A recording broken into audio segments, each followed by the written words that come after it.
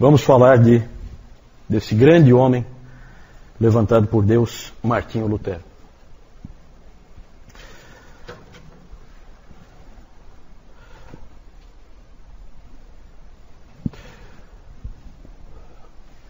Lutero é uma figura que vale a pena conhecer, um indivíduo fantástico, cheio de altos e baixos. Já se escreveu um monte de livros sobre a psicologia de Lutero, né? Análises psicológicas sobre ele, como ele era, porque ele é um homem de altos e baixos. Ele é um indivíduo que, como o Dr. Lloyd Jones disse, é um vulcão em erupção. O homem escolhido para ser o soldado do Senhor, para libertar o povo de Deus do cativeiro em que estava. Tudo nele é cheio de vida. Ele sofria constantemente de depressões. Muitas vezes ele caía em grande desânimo, que ele chamava de noites escuras da alma. Uma dessas vezes ocorreu em 1527, 10 anos depois dele ter colocado as 95 teses. Ele começou a ter uns problemas de saúde muito sérios, tinha tonturas, tinha desmaios. E também, nessa época, a peste negra atacou Wittenberg e alguns professores, alunos morreram, alguns saíram, ele foi o único que ficou. E no meio daquele clima e coisa, ele então teve um processo clássico de depressão espiritual. E numa carta para o Melanchthon, grande amigo dele, ele escreveu o seguinte: completamente abandonado por Cristo, eu trabalhei sob as vacilações e tempestades do desespero e da blasfêmia contra Deus. Passou-se o tempo e ele escreveu, depois de algumas semanas ele escreveu: finalmente, por meio das orações dos santos, Deus começou a ter misericórdia de mim e tirou minha alma do inferno profundo. É típico do Lutero, é um indivíduo vivo, certo? Quando Lutero saiu, nessa época aqui, quando Lutero saiu desse momento, dessa noite escura da alma, em 1527, ele então escreveu um hino. Ein feste Burg ist unser Gott. Castelo forte é o nosso Deus. Certo? Que representava aquele momento que ele estava vivendo. Vocês conhecem, né? O hino, às vezes o Moisés e o Márcio colocam para nós aí: castelo forte é o nosso Deus, espada e bom escudo. Né? É assim que ele começa. É um hino de guerra, porque esse cara é um soldado. Pode ter certeza disso. Uma biografia recente do Lutero, o título é assim: Lutero, um homem entre Deus e o diabo. Isso aí realmente tem muita razão de ser. Esse castelo forte é nosso Deus, ele se inspirou no Salmo 46:1. Deus é o nosso refúgio e fortaleza, socorro bem presente nas tribulações. E o hino, vocês podem ver uma outra hora com calma, nós não temos tempo aqui. É um símbolo perfeito da vida desse grande homem. Ele tinha um grande inimigo. Já aparece no hino, né? Com fúria pertinaz, persegue Satanás, com artimanhas tais e astúcias tão cruéis, que iguais não há na terra. Esse é o grande inimigo dele, Satanás. Né? Por isso que ele é um homem entre Deus e o diabo. Quando ele foi convocado para comparecer diante do imperador, em Worms, ele já estava excomungado pelo Papa. Os amigos dele tentaram impedir ele de ir. E então ele respondeu para eles: eu vou até lá, mesmo que eu encontre tantos demônios quanto o número de telhas nas casas da cidade. E ele foi realmente. Porque eles temiam pela vida dele, né? Vocês sabem o que se fazia normalmente. Nós temos a história do Jan Hus, que nós vimos no domingo passado. Né? Não está tão longe. Então, em 1521, ele foi intimado a comparecer à dieta ou ao concílio de Worms, em alemão. É o nome da cidade. Ele tinha nessa época 38 anos, estava excomungado e ficou frente a frente com o imperador de 21 anos, Carlos V. Lá ele fez a sua famosa declaração: a menos que eu seja convencido pela evidência das Escrituras, ou por plena razão, já que eu não aceito a autoridade do Papa ou dos concílios sozinha, visto que está claro que eles frequentemente erraram e se contradisseram. A menos então que eu seja convencido pela evidência das Escrituras, estou preso pelas Escrituras que citei e a minha consciência está cativa à palavra de Deus. Eu não posso e não vou reconsiderar, porque não é seguro nem certo agir contra a consciência. Que Deus me ajude. Amém. Quando Lutero saiu dali, ele foi sequestrado em seguida. Felizmente sequestrado pelos homens do bem, que estavam do lado dele, certo? O que se crê é que havia, isso não tem uma comprovação bem clara, mas havia espiões que descobriram que havia uma outra emboscada para ele, dessa vez do imperador e do papa, para capturá-lo, para que ele fosse morto. E aí então Frederico o Sábio, rei da Saxônia, mandou homens dele que fizeram uma outra emboscada e sequestraram ele antes. E aí levaram ele para o castelo de Wartburg. Nesse castelo ele ficou então protegido pelo rei da Saxônia, Frederico o Sábio. E nesse castelo de Wartburg ele ficou 10 meses. Lá ele fez a sua tradução, traduziu muito rápido. Ele traduziu o Novo Testamento para o alemão, certo? Traduziu para colocar na mão do povo. E ele já traduziu do grego, lá do Erasmo, né? Então as coisas vão se encaixando, né? Ele sabia, o Lutero sabia, o livro de Romanos inteiro, em grego, de cor. Certo? Então, na verdade, trata-se de um gênio, tá? A gente não tem como entrar em detalhes, mas é um indivíduo único na história.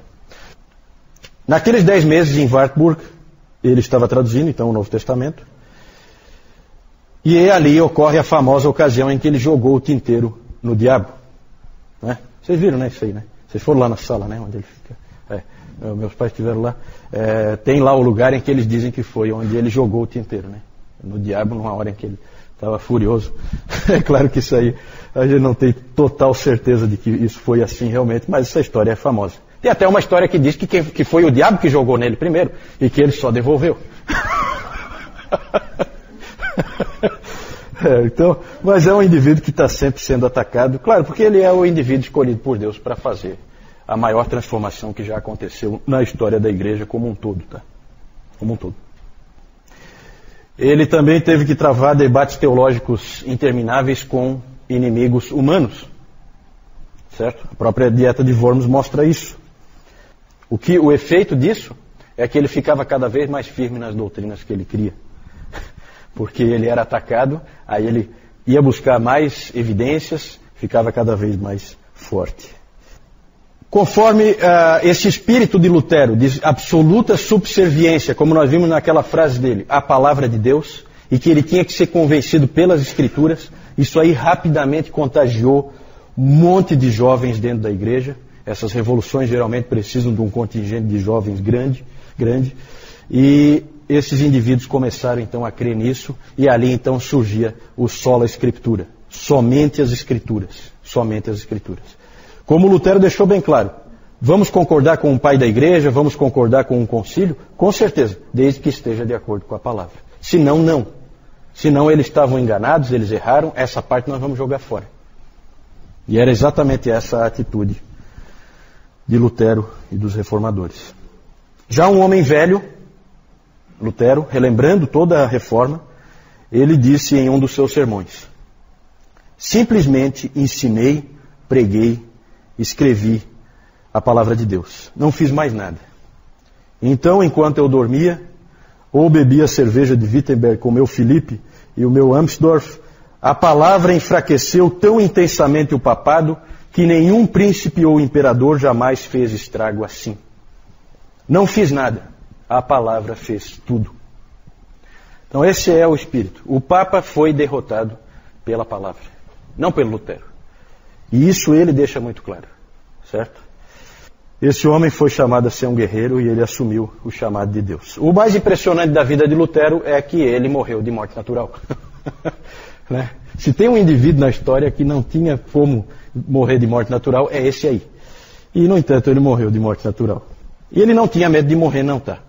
Claro que o instrumento humano para que ele não morresse de morte matada, como se diz, foi o Frederico da Saxônia. Foi usado por Deus para protegê-lo militarmente. Coisa que o Savonarola não teve. Lembra que no domingo passado eu falei do Maquiavel. Profetas sem armas não prosperam. Certo? Isso o Maquiavel tinha percebido no Savonarola. Lutero tinha armas do lado dele. Medo de morrer ele não tinha, mas ele tinha uma grande preocupação com a sua família. Lutero ele disse algumas vezes que ele não queria casar, porque ele sempre colocava em risco a família dele, porque ele estava sempre, pairava sobre ele sempre a morte de um herege. E a morte de um herege, a gente sabe como é queimado pelo Papa. Então ele tinha medo de deixar a família sozinha, esse tipo de coisa. Mas ele acabou se apaixonando pela Catarina von Bora, que tinha sido uma freira. E tem uma história muito interessante, que eu não vou contar aqui, né? Mas essa freira, Catarina, ela foi uma das 12 freiras que Lutero ajudou a escapar que ele ajudou a escapar, a fugir de um convento dentro de barris de arenque. Certo? Ele ajudou 12 freiras a fugir de lá de dentro. E uma delas era a Catarina. Certo? Ele acabou depois casando com ela. Ele tinha, quando ele se casou, 42 anos e ela 26. Ele era já bem mais velho que ela. Ele adorava essa mulher.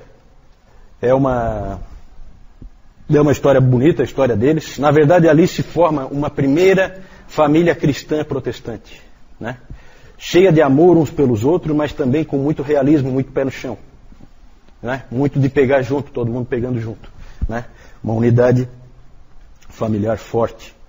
E o Lutero gostava muito de fazer brincadeiras a respeito dela, né? Ele costumava chamar ela de meu senhor Catarina, né? Porque ele era totalmente desorganizado, né? Uma vez o Melanchthon disse que a cama dele estava totalmente mofada, né? Ele dormia num ambiente insalubre, assim, porque ele não cuidava de absolutamente nada. Era daqueles, sabe aqueles intelectuais que não se preocupam com absolutamente nada, a não ser aquele indivíduo focado numa coisa só? Então ele era assim. Essa Catarina veio para arrumar um pouco a vida dele, que estava meio bagunçada. Ele disse que na maioria das coisas ele deixava a Cat lhe dizer o que fazer. Nas outras era o Espírito Santo. Ele era muito espirituoso, né? Tem algumas cartas dele em que ele brinca assim, ele começa, querida Costela.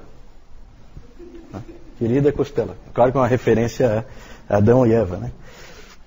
O maior tributo de amor, provavelmente, que ele fez a ela foi ele ter chamado o livro de Gálatas, que era o livro que ele amava tanto, ele chamou o livro de Gálatas de Minha Cat.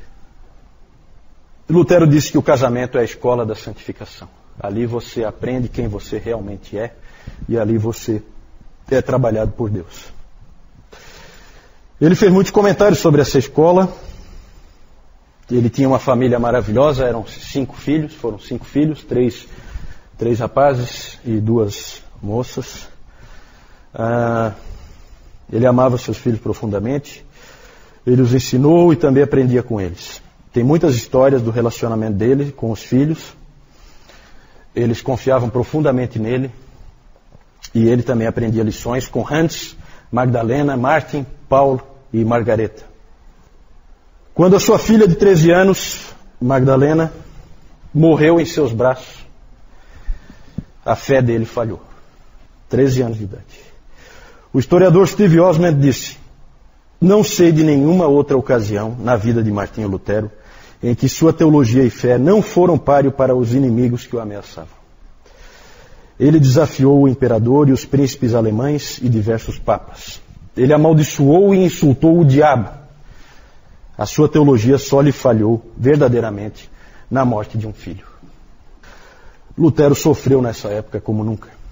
Por fim, ele foi capaz de dizer: é tão estranho saber que ela está feliz no céu e eu tão triste aqui. Deve ser realmente uma coisa horrível. Quando a outra filha dele, Margareta, 2 anos depois, também parecia que ia morrer, ele disse que não ficaria tão bravo com Deus dessa vez, porque ele já tinha aprendido a lição. Mas levou um bom tempo para Lutero voltar a confiar e a amar a Deus novamente. Lutero também cometeu erros. Ele tinha dito, uma vez, que o cristão era simul justus et peccator, ao mesmo tempo justo e pecador. É assim que é o cristão. Ele é justo e ele é pecador. Ele é as duas coisas. E ele cometeu erros na vida dele. Ele disse também uma vez que o cristão sabe e sente 3 coisas a respeito de si mesmo. Somos sempre pecadores, estamos sempre nos arrependendo e somos sempre perdoados. O professor Calhoun, quando vai falar dos erros de Lutero, ele diz assim, que se o Lutero estivesse ali sentado, Lutero diria assim, ele diria assim, erros não, pecados. Porque Lutero gosta de colocar as coisas como elas são, né? Mas ele teve alguns erros, eu não vou entrar em detalhes, mas só para vocês saberem, né? Ele não é diferente dos outros personagens que a gente conhece, inclusive da Bíblia, que sempre tem os seus defeitos e os seus erros, alguns graves. 4 coisas principalmente foram grandes erros dele. A sua participação na Guerra dos Camponeses, em que ele apoiou o uso de armas para conter os camponeses. A recomendação de bigamia secreta a Filipe de Hesse, essa não ficou bem clara. A sua atitude para com os judeus, bastante negativa. E a sua linguagem e modos grosseiros. Esse aí é típico dele, né? Ele era muito grosseiro na maneira de falar, né? Na verdade, era comum no meio em que ele estava que as pessoas falassem daquela maneira, e ele falava também. Ele morreu em 1546, com 62 anos, em uma viagem em que ele estava indo resolver um problema numa briga entre 2 irmãos, e ele estava viajando para tentar resolver, levou seus 3 filhos com ele. Tem as cartas que ele mandou para Cat enquanto ele estava viajando, muito interessante do que eles faziam e tal, muito bacana. E no meio dessa viagem ele acabou passando mal e acabou falecendo. Ele é uma personagem fascinante. Se vocês tiverem a possibilidade de conhecer um pouquinho mais sobre Lutero, corram atrás disso. E o que se diz é que as pessoas costumam gostar de Calvino, mas elas amam Lutero. E isso é porque ele é tão humano, né? Realmente humano.